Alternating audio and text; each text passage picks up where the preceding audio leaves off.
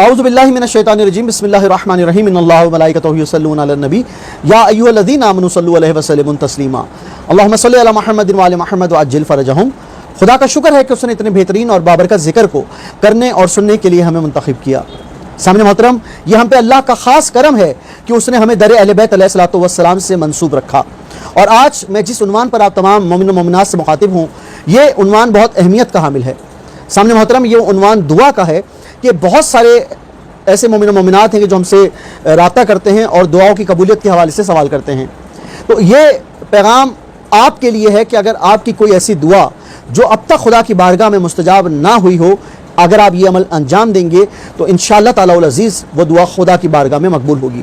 سامنے محترم، سب سے پہلے میں ایک بات جو ہے وہ آپ کو بتانا چاہوں گا کہ وہ خدا جو وحدہ لا شریک ہے، وہ خدا جو ہمارا خالق ہے، وہ خدا جو ہمارا مالک ہے، اس خدا کے خزانے میں دینے میں کمی نہیں ہے۔ وہ تو اپنی مخلوق سے اتنی محبت کرتا ہے کہ مخلوق اگر خلوص دل سے کوئی شرعی حاجات خدا کی بارگاہ میں رکھتی ہے تو خدا اس حاجت کو اپنی بارگاہ میں قبول فرماتا ہے۔ لیکن بہت ساری ایسی دعائیں ہوتی ہیں کہ جن کی قبولیت میں تاخیر ہو جاتی ہے۔ سامنے محترم، اس تاخیر کا مطلب یہ نہیں ہے کہ خدا وہ چیز ہمیں عطا نہیں کرنا چاہتا، بلکہ اس کا دوسرا عمل یہ ہے کہ کیا ہم اس خلوص نیت سے خدا سے وہ دعا مانگ رہے ہیں؟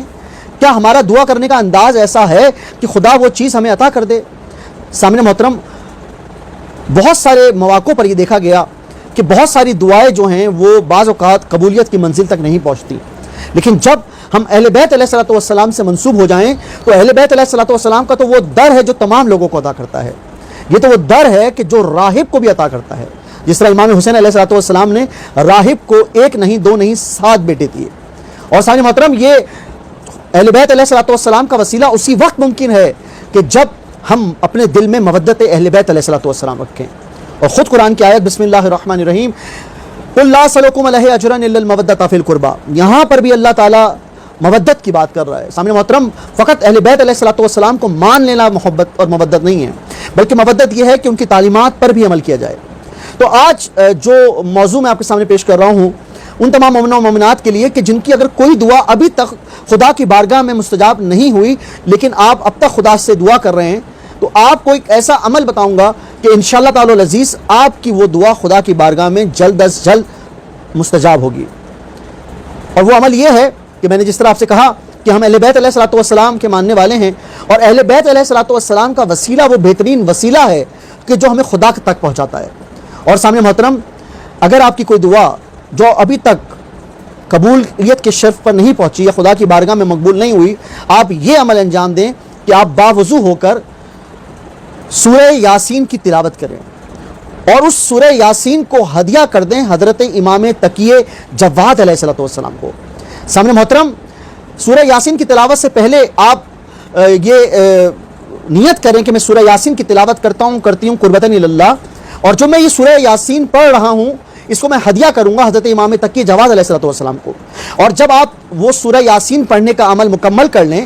تو اس سورہ یاسین کو آپ ہدیہ کر دیں حضرت امام تقی جواد علیہ الصلوۃ والسلام کو، اور پھر اللہ کو واسطہ دیں حضرت امام تقی جواد علیہ الصلوۃ والسلام کا۔ سامنے محترم، حضرت امام تقی جواد کا یہ اسم مبارک ایک ایسا نام ہے کہ جو ان لوگوں کو بھی عطا کرتا ہے کہ جو فقط دل میں خیال آتا ہے، زبان پر اظہار نہیں آتا۔ تو ہم تو اگر حضرت امام تقی جواد علیہ الصلوۃ والسلام کو ایک سورہ یاسین پڑھ کر ہدیہ کر دیں اور ہماری وہ حاجات جو کئی عرصے سے قبولیت کی منزل پر نہیں پہنچی، فقط ایک سورہ یاسین پڑھنے کے بعد اگر ہماری وہ دعا مستجاب ہو جائے تو ہمارے مودت کا عالم کیا ہوگا۔ سامنے محترم، آئیے، اگر ایسی کوئی دعا ابھی تک خدا کی بارگاہ میں مستجاب نہیں ہوئی تو آئیے سورہ یاسین کی تلاوت کریں، اور سورہ یاسین پڑھنے سے قبل کہ میں سورہ یاسین پڑھتا ہوں قربتاً اللہ، اور جو میں یہ سورہ یاسین کی تلاوت کرتا ہوں یا میں ہدیہ کروں گا حضرت امام تقی جواد علیہ الصلوۃ والسلام کو، اور جب سورہ یاسین کی تلاوت مکمل ہو جائے تو اس کو ہدیہ کریں حضرت امام تقی جواد کو، اور پھر اللہ سے واسطہ دیں اللہ کو حضرت امام تقی جواد کا، اور اپنی دعا